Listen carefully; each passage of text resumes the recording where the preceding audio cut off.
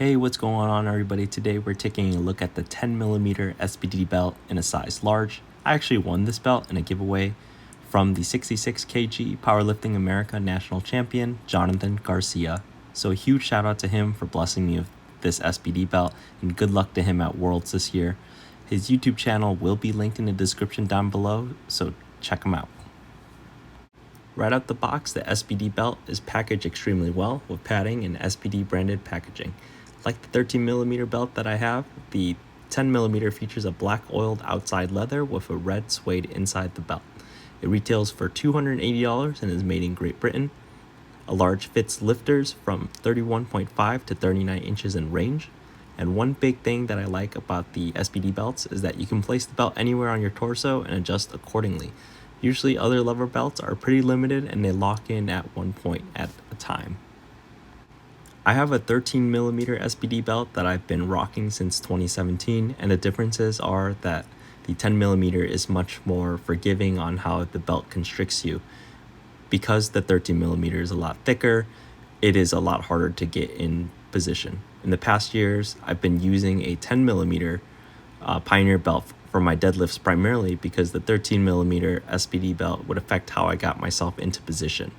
The new 10mm SBD belt feels a lot better for me to get into position for deadlifting primarily without feeling too constricted. For squats, I don't feel too much of a difference using the 10mm versus the 13mm. Right now, the 10mm feels a lot more stiff because it's not fully broken into yet. And for bench, the 10mm is a lot better for me if I am using a belt for bench, which I don't always do. Another big difference that I saw is that the buckle sizes are different. The new buckle is a lot slimmer than the Generation 1 buckle. I'm not sure how the new 13mm SBD belt is or how the buckle is, but I'm assuming it's going to be more like the new 10mm buckle. My recommendation is that if you're a bigger lifter, say like 100 kilograms or above, probably stick with the 13mm. But for smaller lifters like myself, I find that the 10mm is more comfortable for me to use.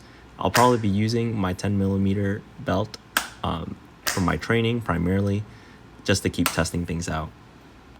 And here's everybody's favorite part of these SBD belts, the unlatching section. A little bit of ASMR belt unlatching.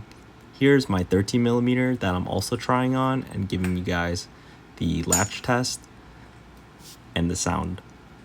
I've had it a lot longer, so I'm assuming that the latch and the buckle is not as satisfying anymore compared to the 10mm, which is brand new. The sound is a lot more muted with the 13mm now, but I'm assuming it's just because of the age of it and the years of use.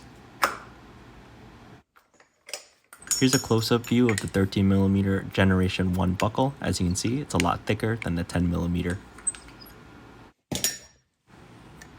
And here's both belts side by side with each other. As you can see, the 10mm on the right and the OG 13mm on the left. The buckle sizes are different. They have different designs. Overall, both great belts. Make sure you guys comment, like, and subscribe. And I'll see you in the next one.